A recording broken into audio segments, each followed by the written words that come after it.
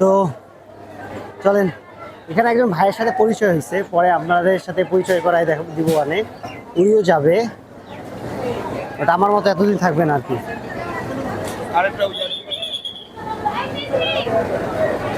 এখানে ব্যাগ দেখছেন?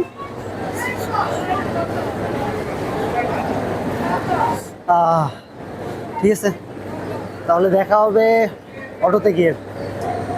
এখন থেকে যারা ট্রেনে যাবেন তাদেরকে 25 তারিখের পর থেকে যারা অ্যাকাউন্ট খুলছেন তাদের সবাইকে তাদের ন্যাশনাল আইডি দিয়ে আবার নতুন করে অ্যাকাউন্ট খোলা লাগবে। এই যে এখানে লেখা দেখেন, নিজেরাই পড়ে নেন। না সিএনজি কি আমরা যাবো নাকি? আমরা কি রিজার্ভ যাবো নাকি? না না, 80 টাকা না, 60 টাকা দেবো দুইজন। আমরা সামনে ছেড়ে লোক নিতে পারেন, অসুবিধা নাই।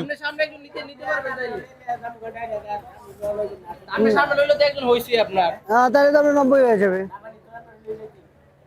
না থাক, আপনাকে 8-10টা বাড়াই দিব না, সমস্যা আছে, আপনি আসেন। তাহলে 70 টাকা দেবো।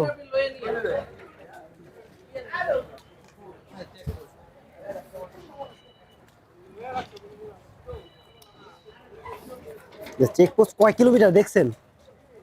যাইতে বেশি গোল লাগে না, যাইতে 20-25 মিনিট ওইখানে দেখ।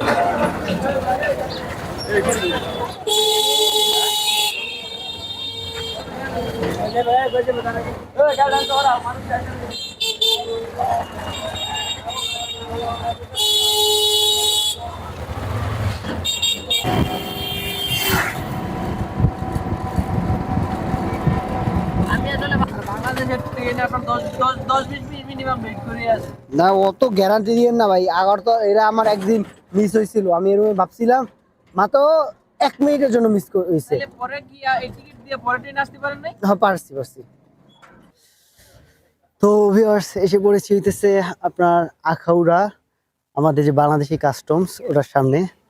প্রথমে এখন এইখানে যে কাস্টমসের কার্যাবলী ওগুলো শেষ করি, শেষ করে তারপর আমাদেরকে বর্ডার ক্রস করতে হবে। তো আমাদের আখাউড়া যে কাস্টম অফিসের সেটার কাজ শেষ হয়ে গেছে। এখন আমরা ইন্ডিয়ান ইমিগ্রেশনের ওদিকে যাব। আমি বুঝলাম না এখন কোন দিকে যাওয়া উচিত। ও ভাই যান কই? এ ভাই ও যান কই? ওদিক দিয়ে যাবেন? আমার সাথে আরেকজন ভাই পাইছি, এদিক দিয়ে যাবো। চলেন চলেন সোজাই যাই। ভিতর দিয়ে যান, এদিক দিয়ে তো রৌদ্র। আরে আবার ঘুরে যাওয়া লাগবে, ঘুরে তো ওইখান থেকে বের হওয়া লাগবে।